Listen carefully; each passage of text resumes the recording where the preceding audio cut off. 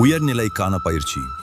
எல்லாம் வல்ல பரம்பொருள் எனக்கு வேண்டியதை எல்லாம் உரிய காலத்தில் கிடைக்குமாறு வைத்திருக்கும் பொழுது அந்த பரம்பொருள் இந்த இயற்கையாக, பிரபஞ்சமாக, உலகமாக, மக்களாக, எனக்கு உரியவர்களாக, என்னுடைய அறிவாக இருந்து கொண்டு எல்லாவற்றையும் அளித்து கொண்டே இருக்கிற போது நான் எதற்காக இது இல்லை அது இல்லை என்று குறைபட்டு கொள்ள வேண்டும், பிச்சை எடுக்க வேண்டும் என்ற நிலை ஏற்படும்.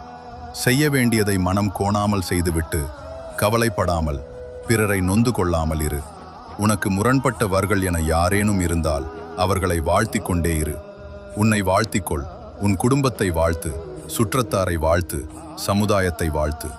மன அமைதியை பேணும் வகையிலே தியானம், சிந்தனை, அகத்தாய்வு இவற்றில் தொடர்ந்து ஈடுபடு. உடற்பயிற்சியையும் நன்கு செய்து வா. இவ்வாறு ஒட்டுமொத்தமான வாழ்க்கை பயிற்சியை கைக்கொண்டால் வேறு எந்த ஞானமும் வேண்டாம், இன்னும் ஒரு கடவுளும் வேண்டாம்.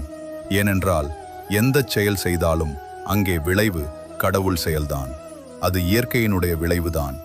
நீ செய்யும் செயலுக்கு தக்கவாறு, பொருளுக்கு தக்கவாறு உனக்கு இன்பமோ துன்பமோ வெகுமதியாகவும் தண்டனையாகவும் கொடுத்து கொண்டே இருப்பது எதுவோ அதுவேதான் எல்லாம் வல்ல இறை. ஆகவே அந்த இறைவனை உன்னுடைய செயலின் விளைவாக காலையிலிருந்து மாலை வரையில் பார்த்து மதிப்பு கொடுத்து வா. அதுவே கடவுள் வணக்கம். அதை விட்டு தனியாக ஒரு கடவுளை தேட வேண்டாம். ஞானமானது நம் நாட்டில் பிறந்ததுதான். துறவு என்ற தத்துவம் இங்கே ஜனித்ததுதான். ஆனால் அது குழப்பப்பட்டு இருக்கிறது. துறவு என்றால் எங்கேயாகிலும் ஓடிவிடுவது என்ற தவறான கருத்து பரப்பப்பட்டுள்ளது. இடம் மாறினால் துறவாகி விடுமா என்ன? ஒருவர் சென்னையில் உள்ள அலுவலகம் ஒன்றில் வேலை பார்க்கிறார். அவரை 500 மைல் தொலைவில் உள்ள ஊருக்கு மாற்றிவிட்டார்கள் என்றால் இன்னொரு இடத்துக்குத்தான் போய்விடுகிறார். இது துறவாகுமா? அதே போல இடமாற்றமோ அல்லது செயல் மாற்றமோ வேறு எந்த வெளிமாற்றமோ துறவு அன்று. உள்ளத்திலே ஒரு நிறைவு ஏற்பட வேண்டும்.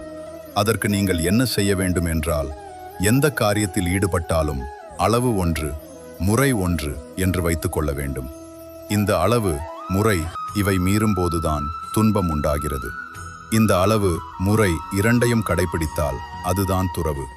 இந்த கருத்தைத்தான் நான் ஒரு கவியில் எழுதியுள்ளேன். உறவிலே கண்ட உண்மை நிலை தெளிவு துறவு எனப்படும் என்று.